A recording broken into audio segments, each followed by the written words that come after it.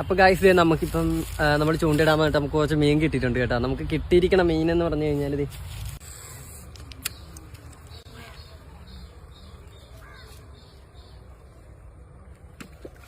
അടിച്ചു